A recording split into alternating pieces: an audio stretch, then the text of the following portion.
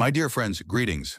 Many of you, I suspect, carry a familiar companion in your daily lives, a guest that often arrives uninvited, bringing with it a subtle, sometimes overwhelming sense of unease. We call it anxiety.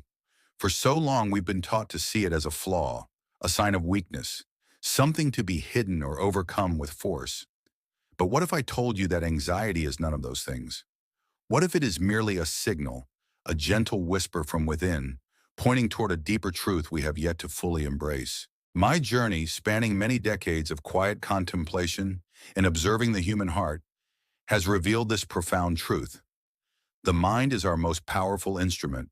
It can be a vibrant garden, or it can become a tangled wilderness. The seeds of our unease, I have found, often take root in two simple habits: attachment and aversion. We cling desperately to the things we love, our youth, our health, our possessions, our sense of control, and we fiercely push away everything we do not want: pain, loss, discomfort, the unknown.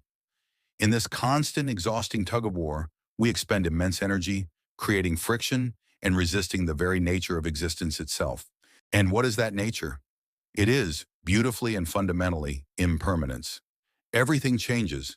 The delicate blossom unfurls in the morning sun and withers by evening. The fierce storm gathers intensity, unleashes its power, and then passes, leaving clear skies. The sun rises in glory and inevitably sets, making way for the moon. This is the simple, elegant, and sometimes terrifying truth of all things, including our thoughts, our feelings, and our circumstances. When we resist this natural, ceaseless flow, when we fight against change, we create the very suffering that feeds our anxiety. The true path to peace, then, is not to wrestle with the river of change, but to learn to flow with it, to move gracefully with its currents. So, how do we begin this dance with impermanence? We begin with mindfulness. We learn to observe our thoughts, our feelings, our sensations, without judgment. Imagine for a moment your mind as a vast open sky, limitless and clear. Now watch your thoughts, your worries, your fears, your anxious feelings, as if they are merely clouds drifting across that sky. They arrive, they may linger for a while, and then, inevitably, they drift out of sight again. They are not the sky itself. They are not you. You are the calm, vast awareness that observes them. This simple act of observation, this creation of mental space, is profoundly liberating. It is a gentle reminder that you are not your thoughts. You are the awareness that witnesses them.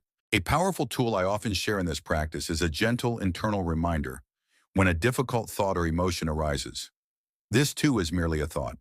Or, this is simply a feeling. When a wave of anxiety washes over you, do not dive headfirst into its turmoil. Instead, stand on the shore of your awareness and simply name it. This is a thought about an uncertain future. This is a feeling of unease in my chest. By doing so, you create a crucial distance. You prevent the thought or feeling from consuming you, from defining you entirely. You give it space to be, without allowing it to dominate. Another essential lesson from my contemplative journey is to anchor yourself firmly in the present moment. Anxiety, that clever guest, loves to pull us into the what-ifs of the future, or the if-only is of the past. It whispers stories of regret and fear, stealing our peace. But the present moment, my friends, is the only one we ever truly possess. It is the only moment in which life actually unfolds. Bring your attention gently to the simple sensory details around you. The feeling of your breath entering and leaving your body, a continuous, grounding rhythm.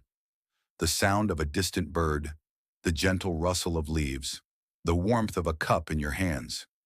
This is your anchor, a steady point of calm in a world that often feels relentlessly in motion. And finally, we must cultivate the profound arts of letting go and embracing self-compassion. The need for absolute control, for everything to be just so, is a heavy burden, a self-imposed prison. I encourage you to meditate on this liberating phrase when caught in the grip of worry. This is not mine. This is not me. This is not who I am. It is not a denial of what you feel, but a gentle release of the burden of ownership. Paired with self-compassion, this practice allows you to become your own kindest friend. It allows you to gently soften the edges of your anxiety, to understand that you are doing your best, and to find peace not by trying to control the uncontrollable storm, but by discovering the calm, unwavering center within yourself.